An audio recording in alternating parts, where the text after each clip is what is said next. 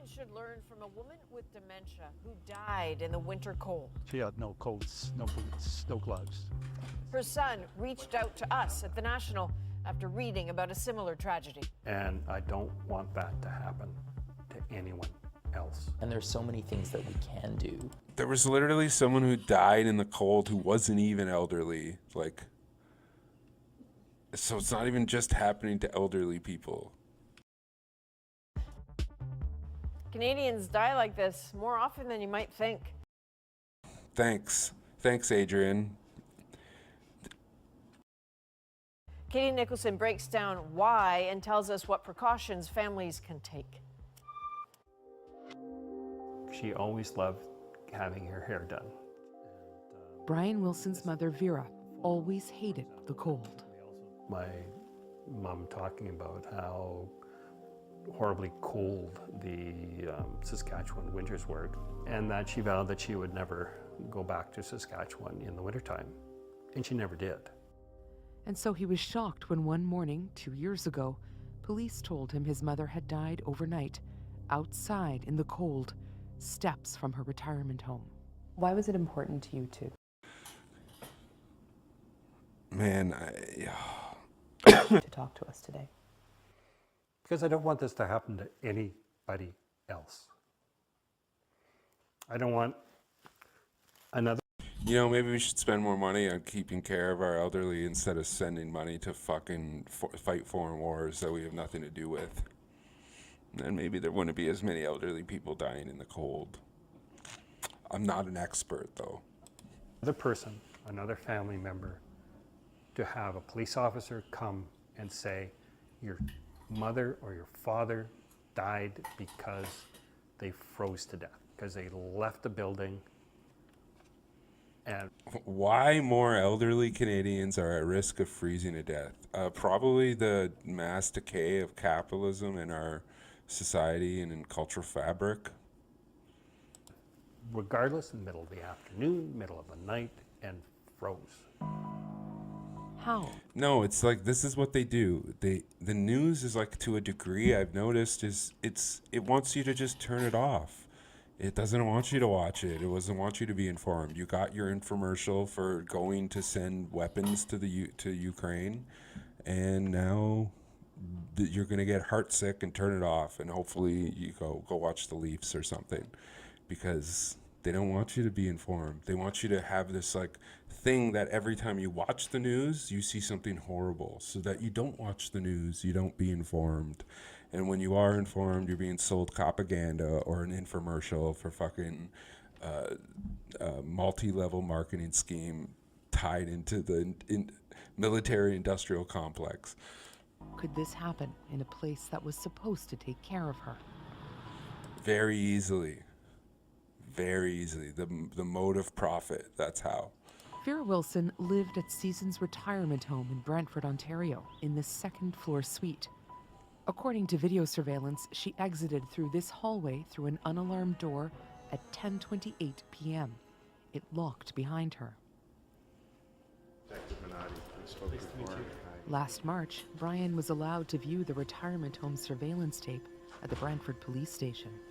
It was a windy, cold day, and she fell, and she slid to where some bushes are, and she literally was not able to get up. She stayed there for about roughly 17 minutes in the snow. It was -10 with the wind chill, and she had just her inside clothes on. She had no coats, no boots, no gloves.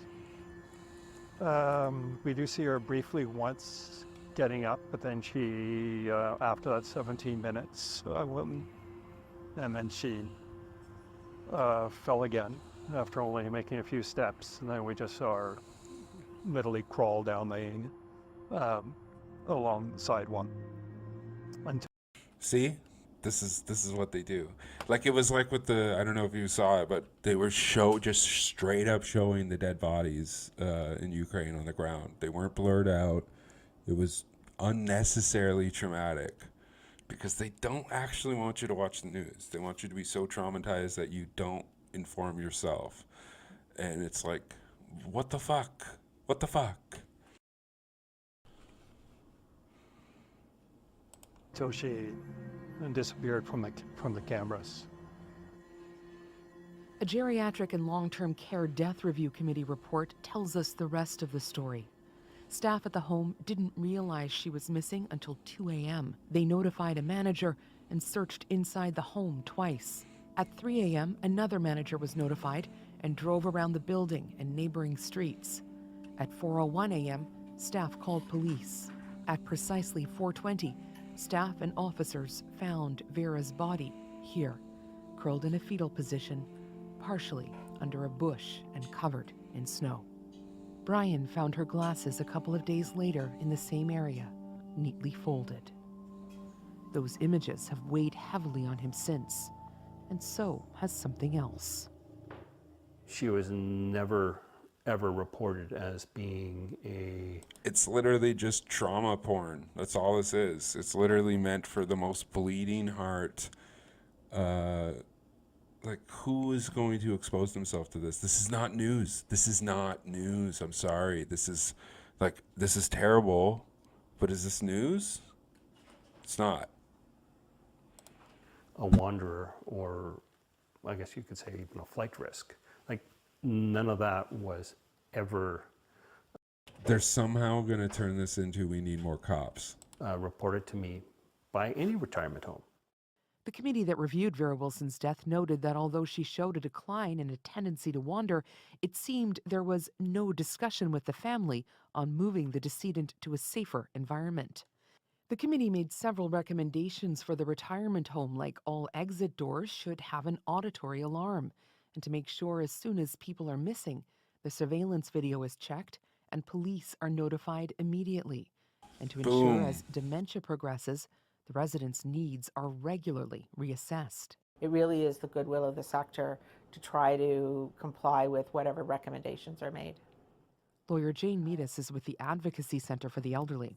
She says it's important for families. It's funny how at no point in there did they say that maybe they should have adequate health care. Adequate health care. Maybe if they weren't in such a terrible space, in a terrible condition, in a terrible society, in a terrible culture, that this wouldn't happen. But no, we need alarms on doors and more fucking police. And people to be more psychologically evaluated. Not like, that's the thing. It's this individualization of like, we need to keep more eyes on our crazies, not why do we have so many crazies? Like, and of course, we need more cops. Yeah, and this could happen to anybody. Anybody. And it will happen more and more and more and more and more. Is to remember retirement homes are different from long-term care homes. Retirement homes are tenancies, and that people do have the freedom to come and go. And so that if the person needs that kind of monitoring, retirement homes may not be the appropriate place. Oh, okay, so we're actually going to imprison our elderly too. That's the pretext here. Yeah, that makes sense. So how often does this happen? Most provinces don't track this specific type of incident, but we reviewed 53 Quebec coroners' reports since 2019 involving elderly people who froze to death. 11 cases involved people with dementia or some form of cognitive impairment who were found outside retirement or long-term care homes. Those reports found many of the same issues with unalarmed This report is prejudice against the French. doors and the need for more resident support. And it's not the first time something like this has happened at a Why did they choose to only focus on Quebec? Prejudice. season's home. In January of 2016 in Owen Sound, Ontario, a resident found lying on the ground, steps from the retirement home. Like Vera, he had been there for hours. Only he was in a winter coat and survived. This is going to happen more and more and more because as our population ages, there's going to be more people living with dementia. Dr. Samir Sinha is the head of geriatrics at Mount Sinai. He says by 2030, 1 million Canadians will be living with dementia, and 60% of those who have dementia experience some level of wandering. we should definitely imprison all of them and have more cops then. That's a huge number of people who potentially could be in a situation like this. So I'm not being alarmist. I'm just saying this is going to happen more and more and more with time. And how do we actually prevent any of this from happening in the first place? And there's so many things that we can do if we're more appropriately proactive around issues like this. Katie, what does a retirement home have to say about this? Well, we did ask Seasons for an interview multiple times. They declined, citing the privacy of their employees. But they told us they prioritize the safety and well-being of their residents. Another reason not to talk, perhaps, Brian Wilson is now pursuing legal action against them, trying to get answers. I'm imagining people at home who may have someone they love in a retirement home asking, what do I do? Right, so find out, first of all, what the missing resident protocol is and how often that drill is practiced at the home. And crucially, make sure that there are regular assessments of your loved one and that the results of those assessments are shared with a family member or a decision maker. The problem is with most of this is that the people who are the most vulnerable are the ones who are slightly in denial about the fact that they have dementia, so that there are less precautions put against them. So like someone who's younger, someone who's kids, right? Like someone, the adults who their parent, they're like, oh, my dad doesn't have dementia. Like he has bouts, but he doesn't have Alzheimer's, right? And there's a lot of that. And that happens with the caretakers too, right? And it's those people who are the most vulnerable because you don't know. It's never the ones who have the clear signs of it, right? Because then those are the ones who having like let's check on them to make sure they didn't wander off. It's never the people that we're paying attention to who these things happen to. It's the ones that we don't think there's anything wrong with them until they wander off and then never see them again or find them in a fucking snowbank. And that's our problem because we have this like, oh, they have Alzheimer's, we'll keep an eye on them. Not, oh, this could happen to anyone.